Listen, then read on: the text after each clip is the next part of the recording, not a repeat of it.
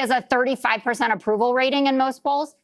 He's not a politician. Yeah. He doesn't care. He's not campaigning. Stop saying that he's just the host of The Apprentice who came to save us. Look, the guy has been in office You can't understand Trump because his political decisions align with his personal and patriotic ones. You understand, Kamala. You understand. Fox News' liberal commentator Jessica Tarlov went up against three strongly conservative commentators on Greg Gutfeld, Jesse Waters, and Kellyanne Conway, who made the claim that Donald Trump, despite running for president 3 times and currently being in his second term as president, is not a politician.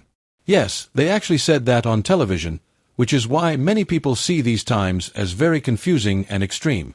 So we are going to take a look at this clip from Fox News' The Five, where Jessica Tarlov debates these 3 highly partisan commentators, and I will also share my thoughts on it. Let's get into it together. Kamala Harris showing up at a random gas station in North Carolina to make an awkward video sticking it to Trump over high prices. Watch. Hey everyone, so I'm here in Charlotte. Since the start of Trump's war of choice, it's $15 more every time you fill up your tank of gas. The price of diesel has now gone up 80% since the start of the war. And you best believe that's going to carry over to how much you're paying for all the goods that are being transported on those semis. We've got a president who is paying more attention to what he thinks is in his best political interest and personal interest as opposed to what is in the best interest of working people in America. But where was this Kamala 4 years ago when she and Joe Biden were in office and gas prices exploded under their watch? When America stands for her principles and all of the things that we hold dear, it requires sometimes for us to put ourselves out there in a way that maybe we will incur some cost. And in this situation, that may relate to energy costs. The president did say in the State of the Union, there is a price to pay for democracy. You've got to stand with your friends. Sometimes it's difficult. Often it ain't easy.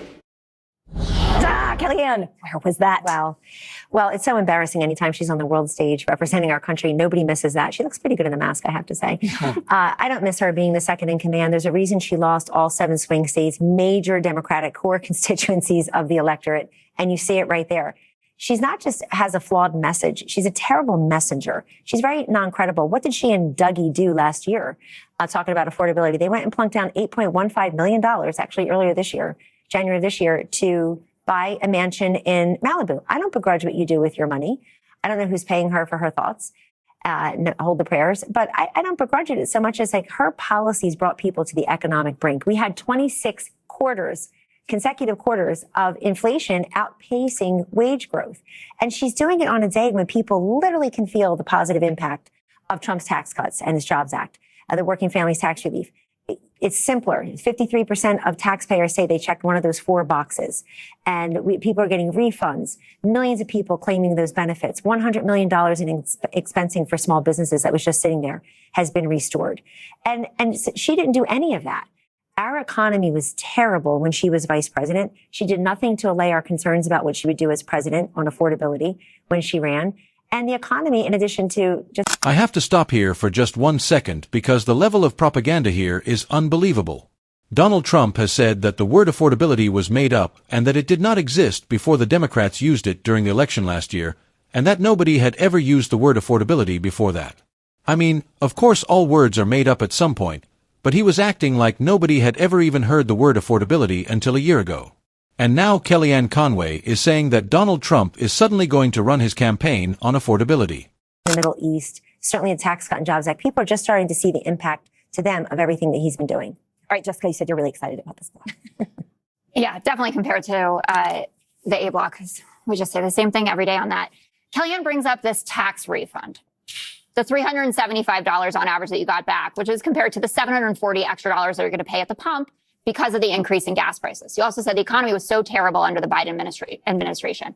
More jobs were created. GDP growth was better. Donald Trump was elected. Why did they lose? What? Why did they lose? Because it wasn't good enough. And guess what? Now it's even worse. Donald Trump is over minus 30 on cost of living, minus 28 on taxes. And the difference between Kamala Harris talking about the gas prices and the collective burden we all bear to help out our friends is that Americans actually supported what we were doing vis-a-vis the Ukrainians. 71% after the Russian invasion said we should provide weapons. Even today, 69% view the war as important to U.S. interests. That's the Russia-Ukraine war, not the war in Iran right now, which has over 50% disapproval.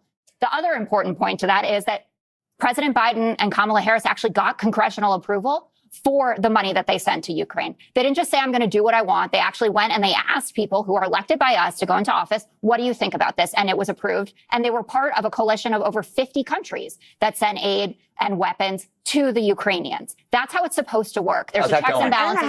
It doesn't matter how it's going. Okay, good. What do you mean? Actually, how it is going well? Yes. Got bombed.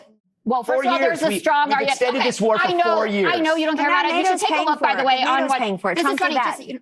Trump did that. Wait, I can't believe you're defending Biden and Harris. I am. Democrats don't want to hear from them evermore. So you want her to be the nominee in 2020? No, but the twisting of what I was saying is crazy, Kellyanne. I did not say I want Kamala Harris to be the nominee. I said that the argument that you're making against the Biden-Harris administration falls flat when you look at what the Trump administration is doing. I'm going to look at the fact that Trump got elected on running against the Biden-Harris economy. And what do people think of him now? He has a 35% approval rating in most polls.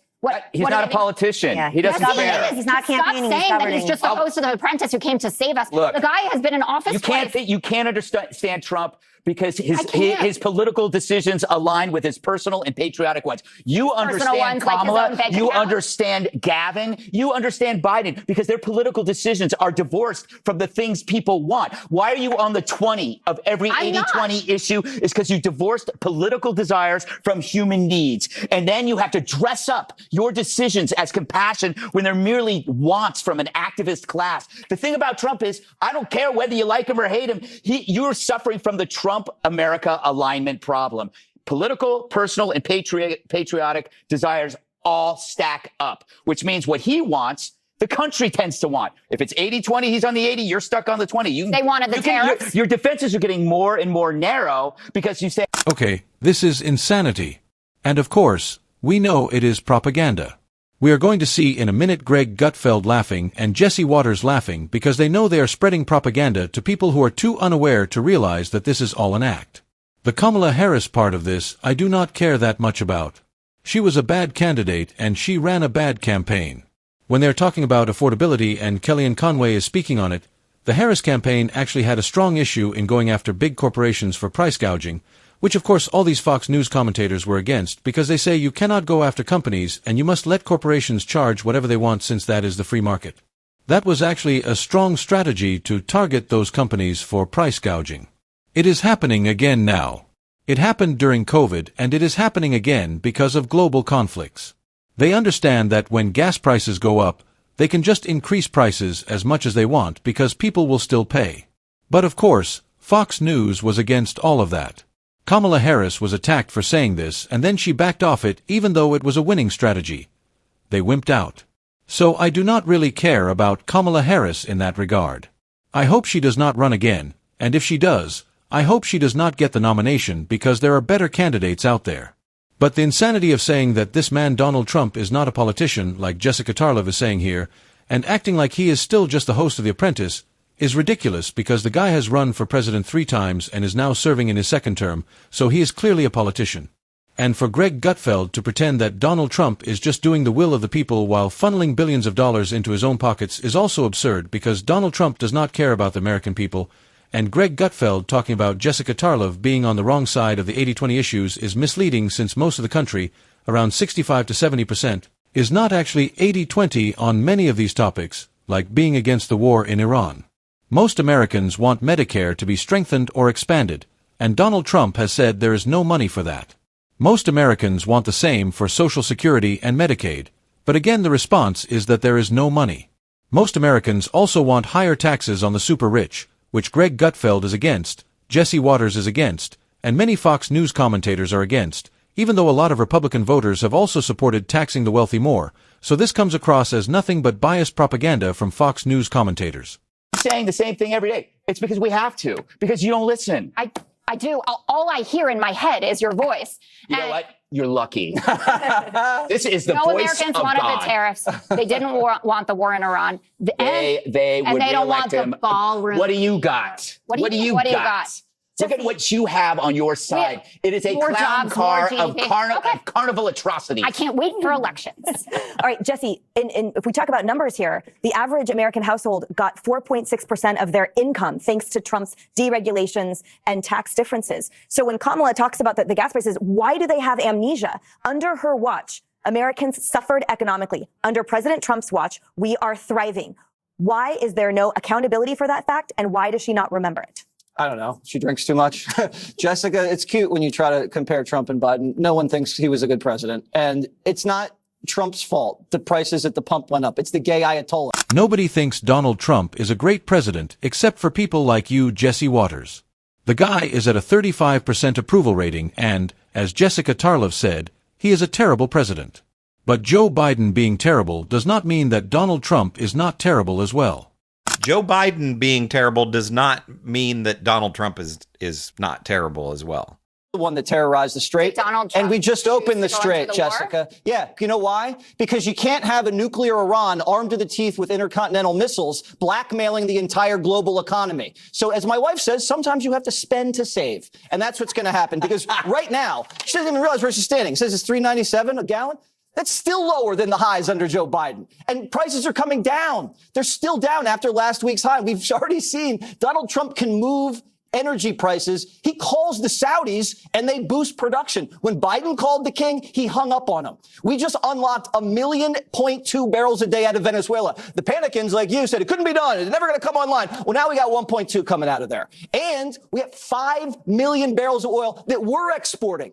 That's another record besides the S&P, besides the NASDAQ. We're shattering records all over the place, Jessica. It's called energy dominance. We control every single naval chokehold on Earth, box the Chinese in. We've been picking off their proxies one by one. And what did Joe get for all those high prices? What? Did we get a green economy? We got nothing. Where are the windmills? Well, you say where are the solar panels? All the birds. Where are they? Jesse Waters and others like him oppose that. And Republican politicians oppose it. I cannot take any more of this. The propaganda and the nonsense they spread is infuriating. But I mainly wanted to share this for the sheer absurdity of Greg Gutfeld and the way these people on Fox News behave. They are not even particularly talented. They just sit there smiling and laughing because they know it is all nonsense. But let me know what you think about all of this. If you agree with Greg Gutfeld that Donald Trump is not a politician, I do not really know what to say, because to me that view does not make sense. Or are you on the side of what Jessica Tarlov said here? Let me know in the comments what you think. Make sure to like and subscribe. I am Chris on Culture, and I will see you in the next one.